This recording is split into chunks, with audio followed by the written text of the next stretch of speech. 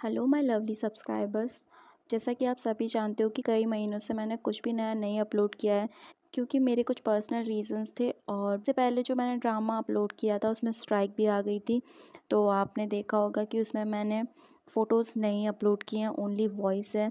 अगर आप उस ड्रामा को भी देखना चाहते हैं तो आप मुझे प्लीज़ कमेंट करना। मैं विदाउट पिक्चर ओनली वॉइस उस ड्रामा को एक्सप्लेन कर दूँगी, बिकॉज़ पिक्चर्स पे वो कॉपीराइट दे रहे हैं।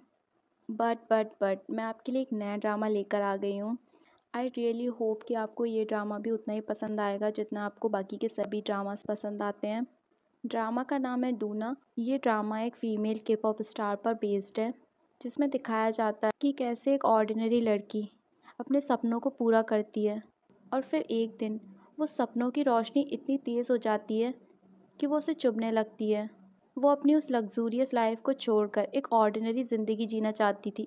वो फिर से अपनी उसी दुनिया में जाना चाहती थी जहाँ से वो आई थी। तो इसी के साथ मैं ड्रामे की शुरुआत करती हूँ। उसे एक ऑर्डिनरी लड़के से कैसे प्यार होता है, कब प्यार होता है और क्यों प्यार होता है, चलिए देखते हैं आगे इस ड्रामा में। ड्रामे की शुरुआत में दिखाया जाता है सूजी परफॉर्मेंस के दौरान पानी में डूब जाती है और वो खुद को पानी की गहराई में नीचे और नीचे जाते हुए देखती है। अचानक उसका सपना टूट जाता है। यहाँ दूसरी तरफ ड्रामे के सेकंड मेन लीड को दिखाया जाता है, जो कि अपने दोस्त के साथ सियोल आ रहा था। वो कहता है, मुझे माँ की फ़िक्र हो रही है। उसका दोस्त कहता है, अगर तुझे इतनी फ़िक्र है तो तू सियोल क्यों जा रहा है। वो कहता है, बार बार आना जाना करके मैं पैसे बर्बाद नहीं करना चाहता, इसलिए मैं सियोल में ही सेटल हो रहा हूँ। फ्रेंड कहता है, सियोल में अगर तुझे डूना मिले ना तो मेरी उससे बात करा देना। वो हंसते हुए कहता है, हाँ, जैसे कि वो तो मेरा वेट ही कर रही होगी। और फिर वो अपनी डेस्टिनेशन के लिए निकल जाता है, यानी कि उसका न्यू होम। डूना बाहर खड़े हुए सिगरेट पी रही होती है। वो उसे गुड मॉर्निंग कहता है। वो जवाब नहीं देती। वो डोर का पासवर्ड भूल जाता है। वो जैसे ही अपनी जैकेट उतारता है, डूना अपने मर्ज की हुडी देखती है और उसे काफ़ी अचंभे होता है। वो मन ही मन सोचती है, क्या ये पागल है। तभी वो मुड़कर पूछता है, क्या इससे पहले हम कभी मिल चुके हैं। वो उसे एक लुक देती है, जिसके बाद वो समझ जाता है। वो कहता है, शायद नहीं। वो उसे बताता है कि मैं यहीं सेकंड फ्लोर में रहता हूँ। वो जैसे ही घर में एंटर करता है, एक लड़का आके उसे एक पेपर थमा देता है और कहता है, ये इस घर के रूल्स हैं और इन्हें अच्छे से पढ़ लेना। कपड़े तुम्हें छत पर सुखाने होंगे। जिसके बाद वो एक फ्रेंडली पर्सन से मिलता है। वो उसे कहता है, मैं ईवनजन, सेकेंड ईयर सिविल इंजीनियर। वो कहता है, इंजीनियरिंग गई भाड़ में, तो यहाँ मज़े से रहे। और उसे गले से लगाकर चला जाता है। अब तक तो उसे भी समझ आ गया था कि यहाँ बहुत ही ज़्यादा वियर्ड लोग रहते हैं। जिसके बाद वो अपने कमरे में पहुँच जाता है और उसकी सफाई करने में जुट जाता है। उसका कमरा डूना के जस्ट सामने था, जिसकी वजह से सारी आवाज़ डायरेक्ट उसके रूम में जा रही थी। जब वो अपनी खिड़की के बाहर झाँकता है तो सामने डूना होती है। अब वो उसे जितनी बार भी देखता है, वो हमेशा डार्क मोड में सिगरेट पीती हुई नज़र आती है, बार बार आई कांटेक्ट से बचने के लिए और पढ़ाई में कोई डिस्ट्रैक्शन ना हो, इसलिए वो अपनी विंडो के मिरर पर कागज़ चिपका देता है। तभी उसके फ्रेंड का कॉल आता है। वो उसे बताता है कि मैंने तेरे लिए एक जॉब ढूंढ ली है, सिर्फ मैथ पढ़ाना है और तुझे मिलेंगे मंथली के 8 लाख। जिसे सुनकर वो बहुत ही खुश हो जाता है, उसे थैंक यू कहता है। एक बार फिर उसका दोस्त डूना के सॉन्ग गुनगुनाने लगता है। तभी उसे याद आता है। वो कहता है, तुझे याद है मैंने तुझे एक वाइट कलर की हुडी दी थी, क्या तू मुझे वो वापस कर सकता है। तेरी भाभी की आखिरी निशानी है वो। वो शॉक्ड हो जाता है और कहता है, सच बता, मुझे लगा वो मेरे बर्थडे का गिफ्ट है और कल तो मैं उसे ही पहन के घूम रहा था। हे भगवान। नेक्स्ट डे वो रेडी होकर निकल रहा होता है। तभी टूना उसके सामने आती है। उसे डायरेक्ट आकर कहती है, मुझसे पंगा लेना चाहते हो। तभी वो उसके चेहरे को गौर से देखता है। तभी उसे अपने फ्रेंड की याद आती है, जिसकी कार में डूना के कई सारे फ़ोटो लगे थे। वो कहता है, याद आ गया, तुम तो डूना हो ना। वो धीरे से कहती है, बेफिजूल का नाटक कर रहा है। उसे काफ़ी गुस्सा आ रही होती है। वो कहती है, मेरा एड्रेस किसने दिया। स्पाई कैमरा लगाया हुआ है। वो उस भोले भाले से लड़के को कोई स्टॉकर समझने लगती है। वो उसे क्लियर कर देता है कि मेरा फ्रेंड तुम्हारा बहुत बड़ा फ़ैन है, इसलिए मैंने तुम्हें पहचान लिया, पर आगे से ऐसा कुछ नहीं होगा। वो इतना कहकर वहाँ से चला जाता है। तभी वो मुड़ता है और कहता है, वैसे तुम्हें पता है, मुझे ट्वाइस पसंद है, जो कि उसकी एक अपोनेंट ग्रुप का नाम था। और इतना कहकर वो वहाँ से भाग जाता है। He is such a cutie. वो अपने फ्रेंड के बताए हुए एड्रेस पर पहुँच जाता है अपनी जॉब की बात करने के लिए। सारी बात पक्की भी हो जाती है। वो लौटकर बस स्टॉप पर आ जाता है, जहाँ वो एक लड़की को देखता है जो उसके पोस्टर की तरफ देख रही होती है। वो जाकर उससे पूछ लेता है, क्या आपको एक ट्यूशन टीचर की ज़रूरत है? जब वो मुड़ती है तो उसके होश उड़ जाते हैं। वॉन्जन, तुम यहाँ? उसे धीमी सी आवाज़ में कहता है। जिन कैसी हो तुम? ठीक तो हो ना? नेक्स्ट सीन में दोनों को ड्रिंक करते हुए दिखाया जाता है। जुन उसे कहता है, मैं तुम्हारी हेयर स्टाइल की वजह से तुम्हें नहीं पहचान पाया, और फिर उसकी हेयर स्टाइल की तारीफ़ भी करता है। वो उससे पूछती है, क्या तुम ट्रैवल करते हो या सियोल में ही रहने लगे हो? जुन बताता है, पहले करता था पर अब यहीं पीजी में रहता हूँ। आते वक्त स्नोफॉल होने लग जाती है। जुन अपना मफलर जेजुन को दे देता है। वो कहती है, तुम बिल्कुल नहीं बदले। जुन अपना पोस्टर दिखाते हुए कहता है, ये मेरा पोस्टर है। वो कहती है, वो बगल में मेरा लगा हुआ है। जुन कहता है, अच्छा तो तुम मेरी कॉम्पिटिटर हो। वो कहती है, हाँ वो तो मैं हमेशा से थी, पर कभी तुम्हें हरा नहीं पाई। तभी बस आ जाती है और वो वहाँ से चली जाती है। जुन भी पैदल पैदल अपने घर आ जाता है, जहाँ वो फिर डूना को देखता है। इतनी ठंड में वो बाहर बैठी होती है। उसका मन करता है कि पूछे, पर फिर वो कुछ नहीं कहता। पीछे से डूना कहती है, सुनो, तुम बिल्कुल भी अच्छे सिंगर नहीं हो। तुम्हारी आवाज़ बिल्कुल बेकार है, और आज के बाद और दोबारा वो गाना मेरे सामने गाया तो मैं तुम्हें छोड़ूंगी नहीं।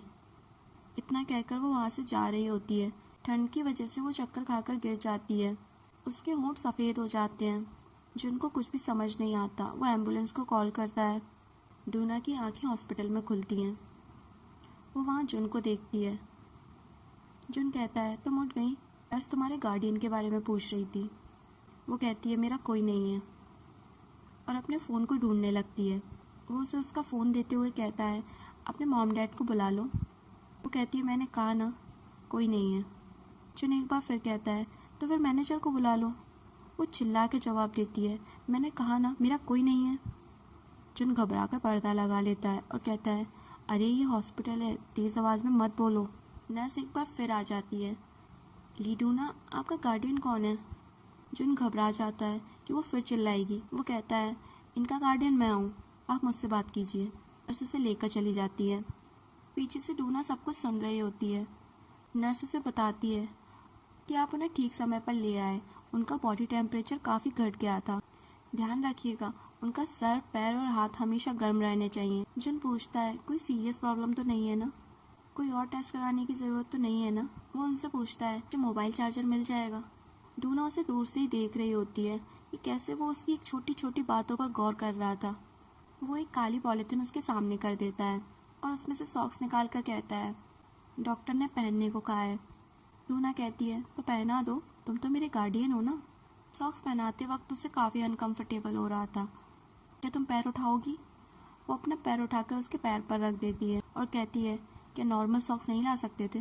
मुझे नॉर्मल चीज़ें पसंद हैं। वो हंसता है और कहता है, सच में? तुम कह रही हो कि तुम्हें नॉर्मल चीज़ें पसंद है, पर तुम बिल्कुल भी नॉर्मल नहीं हो। वो खुद से ही सॉक्स पहनते हुए कहती है, तुम्हारा नाम क्या है? वो कहता है, मैं अपना नाम नहीं बता सकता। नेक्स्ट सीन में दिखाया जाता है, जुन के पास उसके फ्रेंड का कॉल आता है। वो पूछता है, स्मोकिंग कब से करने लगा? जुन कहता है, पागल हो गया है क्या? मेरी माँ की फ्रेंड ने कहा, तू पढ़ाने मत जाना, उन्हें स्मोकर से नफरत है। उसकी नींद उड़ जाती है। तभी उसे याद आता है, डूना उसके काफ़ी करीब थी और उसने अपनी सिगरेट का धुआं उसके ऊपर छोड़ दिया था। अब उसे काफ़ी गुस्सा आ रही थी। जैसे ही अपने रूम से बाहर निकलता है, डूना सज संवर कर वहाँ बैठी होती है। वो उसका नाम पुकारती है, वॉन्जुन, और वो शॉक हो जाता है। वो कहता है, क्या वो मेरा पार्सल है? और डूना उसके पार्सल पर बैठी होती है। वो उठाकर लाती है और कहती है, इसमें क्या है, काफ़ी सॉफ्ट है। डूना उसे ब्रेकफास्ट पे चलने को कहती है, पर वो मना कर देता है। अब वो उसका हर रोज़ इंतज़ार करती थी, पर वो उसे हर बार इग्नोर कर देता था। एक बार वो छत पर कपड़े सुखाने जाता है और डूना वहीं बैठी होती है। वो कहती है, कपड़े सुखाने आए हो ना, तो सुखा लो। एक के बाद एक सारे कपड़े सुखा देता है, पर जैसे ही वो वाइट हुडी की बारी आती है, वो उसे छुपाने लगता है। डूना उसके सामने आ जाती है। वो कहता है, ये मेरे फ्रेंड ने मुझे गिफ्ट की है, पर मैं इसे लौटाने वाला हूँ। मैंने उस दिन पहना था क्योंकि ये काफ़ी गर्म है। डूना कहती है, क्या मैंने तुमसे कुछ पूछा? वो कहती है, वैसे तो तुम एक इंजीनियर हो, पर तुम्हारा ड्रेसिंग सेंस अच्छा है। क्या कपड़े अपनी गर्लफ्रेंड की चॉइस से पहनते हो? वो कहता है मेरी कोई गर्लफ्रेंड नहीं है। डूना कहती है भूख लग रही है, कुछ खाने चले? जुन काफ़ी सीरियस हो जाता है और कहता है क्या तुमसे कुछ पूछूं? कहीं तुम मुझसे प्यार तो नहीं करने लगी हो? डूना उसकी आंखों में देखती है और हंसने लग जाती है। वो खूब हंसती है और खुद से ही कहती है सालों बाद इतना हंसी हूँ। जुन कहता है इतना हंस क्यों रही हो? क्या मैं इतना ख़राब हूँ?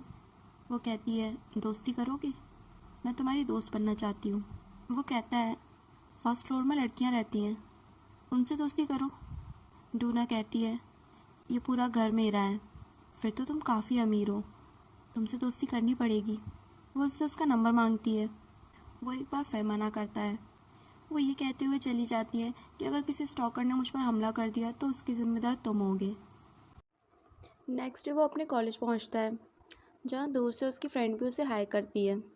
बाद में वो उससे प्लेग्राउंड में मिलने आती है और कहती है कब से तुम्हें बुला रही थी, तुम्हारा मफलर देना है। वो कहता है चाहो तो रख सकती हो। वो कहती है नहीं, इससे सिगरेट की स्मेल आ रही है। मफलर उसके कान की बालियों में फंस जाता है, जिसे जुन निकालता है।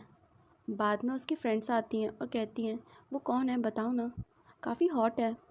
वो कहती है मेरा पुराना दोस्त है। वो एक बार फिर अपने दोस्त को कॉल करके कहता है तू उन्हें बता दे ना कि मैं स्मोकिंग नहीं करता, वो तो मेरा दोस्त करता था। जिसके बाद वो फिर से अपने काम में जुट जाता है। वो बेचारा बस में बैठा बैठा सोच रहा था मेरे ऊपर इतनी सारी रिस्पॉन्सिबिलिटीज़ हैं और इतने सारे लोगों का भरोसा, अभी तक मुझे कोई भी जॉब नहीं मिली है, पता नहीं मेरा क्या होगा। वो जैसे ही बस स्टॉप पर उतरता है, उसकी पैम्पलेट का एक स्लिप किसी ने निकाला होता है, जिसको देखकर वो काफ़ी खुश हो जाता है। सडनली उसे एक कॉल भी आता है। फ़ोन पर डूना होती है। वो कहती है क्या मेरे साथ डिनर पर चलोगे? पर उसके सब्र का बांध टूट जाता है। वो पहले से ही काफ़ी इमोशनल था। वो उससे कहता है तुम्हें ये सब मजाक लग रहा है ना, मुझे जॉब की सख्त ज़रूरत है, मुझे अपने स्कूल की फ़ीस भरनी है, मैं तुम्हारी जैसी ज़िंदगी नहीं जी सकता। तुम्हारे पास पैसा और समय दोनों हैं और बार बार मेरे पीछे घूम घूम कर मेरा मजाक उड़ाना बंद करो। डूना उसे कहती है आगे से ऐसा नहीं होगा और वहाँ से चली जाती है। अब वो नोटिस करता है कि डूना उन सभी जगहों पर नहीं होती जहाँ वो पहले हुआ करती थी। वो मन ही मन सोचता है कि शायद उसने कुछ ज़्यादा ही कह दिया था। वो उसके रूम में नॉक करता है। डोर ओपन होता है। वो बाहर से ही चिल्लाता है डूना जी, क्या हम कुछ खाने चल सकते हैं? जब मेरी ट्विटर की नौकरी लग जाएगी ट्रीट मैं दूंगा। पीछे से डूना आ रही होती है। वो चौंक जाता है और कहता है तुम अंदर नहीं थी? जिन कॉलेज में क्लासेस अटेंड कर रहा होता है, तभी किसी की सैंडल्स की आवाज़ आती है और सबकी नज़रें उस पर होती हैं। वो जुन के पास आकर बैठ जाती है। वो कहती है लंच पर चलें? जुन कहता है अभी? वो कहती है हाँ, तुम ही ने तो कहा था जब मेरा दिल करे। मेरा दिल अब कर रहा है। वो देखता है सभी लोगों की नज़र उस पर होती है। वो उसे कैप पहना देता है। दोनों बाहर बातें करते हैं। जुन उसे कहता है तुम जैसी स्टार को ऐसे नहीं घूमना चाहिए। वो कहती है मुझे इन कपड़ों में कोई नहीं पहचानेगा जैसे तुमने नहीं पहचाना था। वो कहता है हाँ तो मैं कैसे पहचानूंगा और मुझे कैसे पता होगा कि इतनी बड़ी स्टार मुझे ऐसे ही मिल जाएगी। वो उसे कहती है क्या मैं तुम्हें कॉल करूँ तो चलेगा? जुन कहता है इमरजेंसी हो तो ही करना। डूना उसे कहती है मेरे प्यार में तो नहीं पड़ जाओगी? बेचारा जुन कहता है मेरे ऊपर इतनी रिस्पॉन्सिबिलिटीज़ हैं, मैं प्यार से कोसों दूर हूँ। वो कहती है दिल का क्या भरोसा। और इसी के साथ हमारा ये एपिसोड यहीं पर ख़त्म हो जाता है।